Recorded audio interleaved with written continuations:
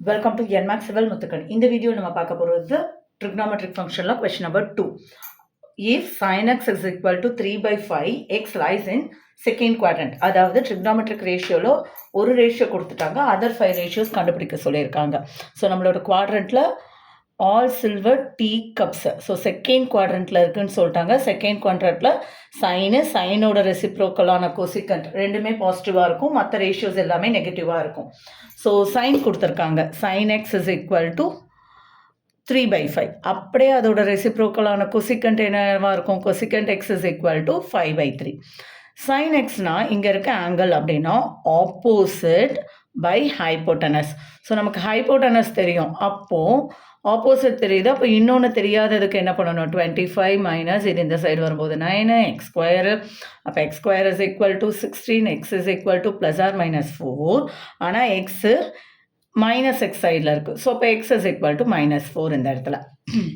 இது இங்கே theta X கிடையாது, நம்ம கண்டுபிடிக்கிற அட்ஜசன்ட் எக்ஸு.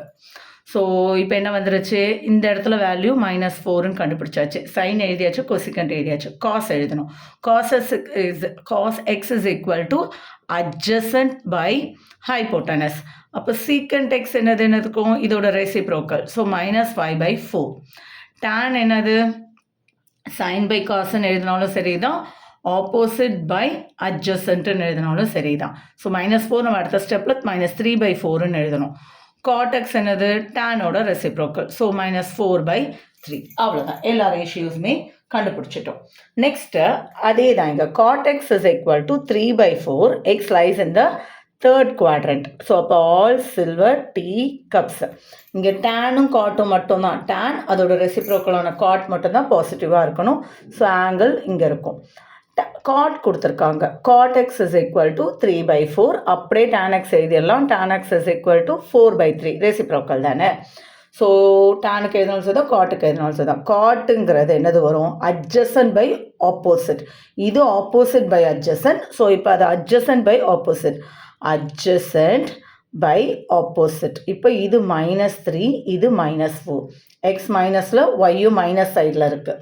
ஸோ அதனால் அப்போது இதோட ஹைப்போட்டனஸ் எப்படி கண்டுபிடிப்போம், adjacent square, sum of the adjacent squares is equal to hypotenuse squares. So 9 + 16 x square.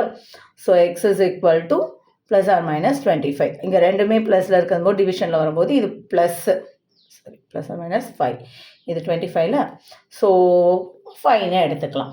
So sign எழுதணும்னா என்ன எழுதுவோம், ஆப்போசிட் பை அட்ஜசன்ட். அப்போது அதோட ரெசிப்ரோக்கலான கொசிகண்ட் -5/4. அப்புறம் காஸ் எழுதணும், காஸ் என்னது, அட்ஜசன்ட் பை ஹைப்போட்டனஸ். அப்போ அதோட சீக்கண்ட் ரெசிப்ரோக்கல் -5/3. அவ்வளோதான்.